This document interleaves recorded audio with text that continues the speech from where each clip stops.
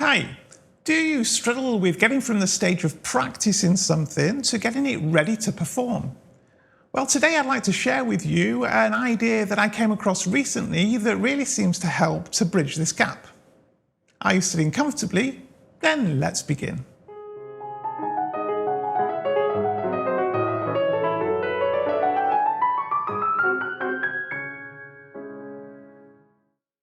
Hi, this is Tommy with Tommy's Piano Corner, the place for returning pianists, or indeed anybody who loves piano, to share tips and ideas of how to get the best from this great hobby.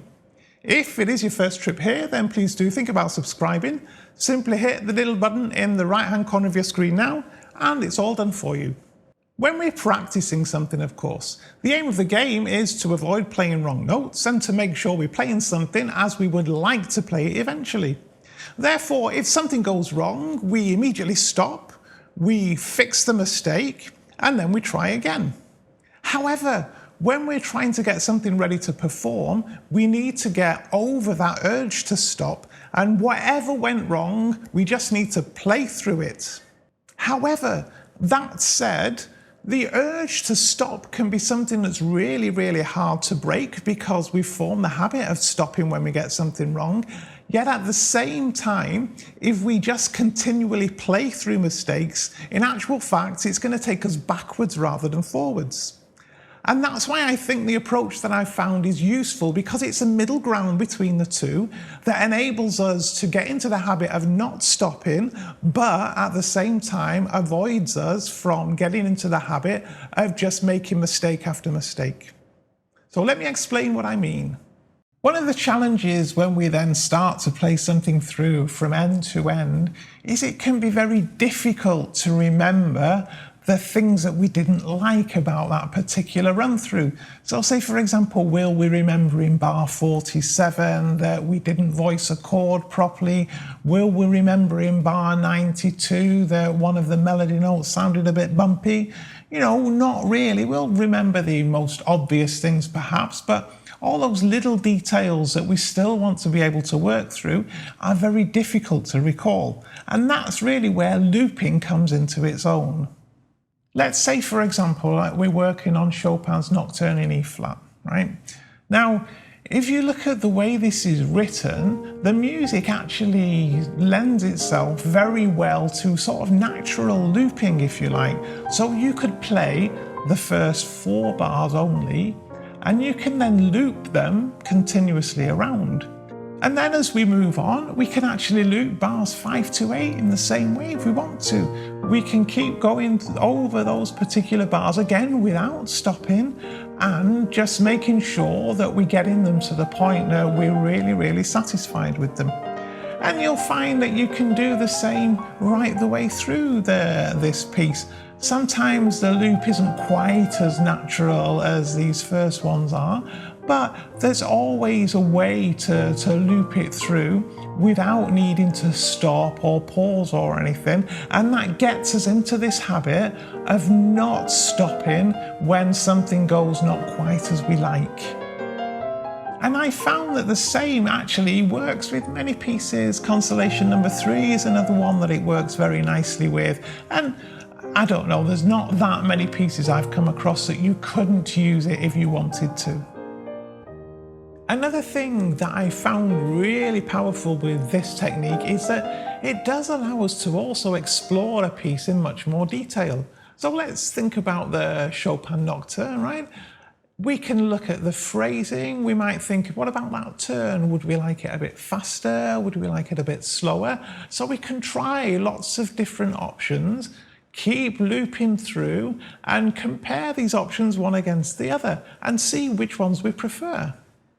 I've equally found that quite often as well, if we end up working very intensely on certain small passages, then when we get to the point that we can play that small passage perfectly fine, but we put it back into context and quite often it can fall apart again. Let's take that 30-second note passage from Beethoven's Für Elise.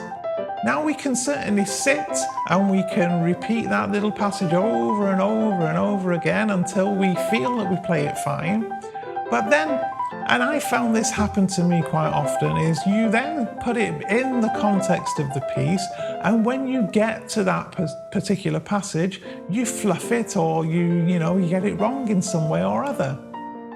And that's when I then started thinking, okay, well, if I use the same looping technique and actually play, the entire portion that's got the 30-second note passage in it, then that will get me more reliable. And I did find that that made a big difference.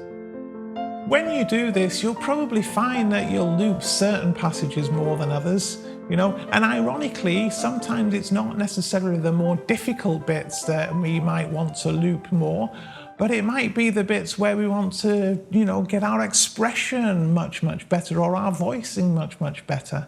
I mean, I've recently started relearning the Romance by Sibelius that I did as part of my grade 8.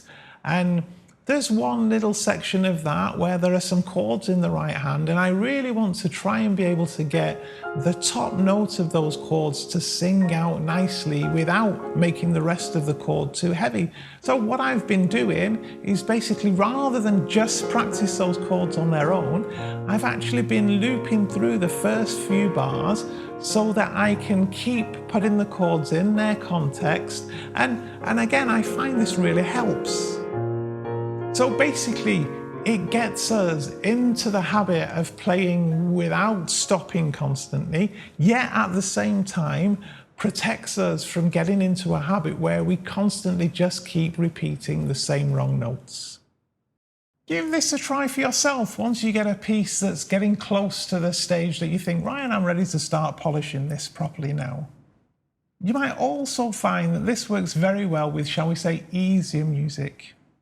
What I've discovered is that if I'm learning something that's, let's say, not massively technically challenging for me, so I should be able to play it quite okay, I think that because now I'm always making more of an effort to try and make more of a piece, so improve the voicing, improve the phrasing, improve everything else, and as a result, that just does make it more error prone. In fact, Horowitz said something very similar to this, that if people wanted to hear him play without a single mistake, then he could always just play it exactly as he'd practiced it, and that's how it had come out. However, when performing, he likes to dare, as he says, to try different things. And I'm not saying I'm any Horowitz, clearly I'm not.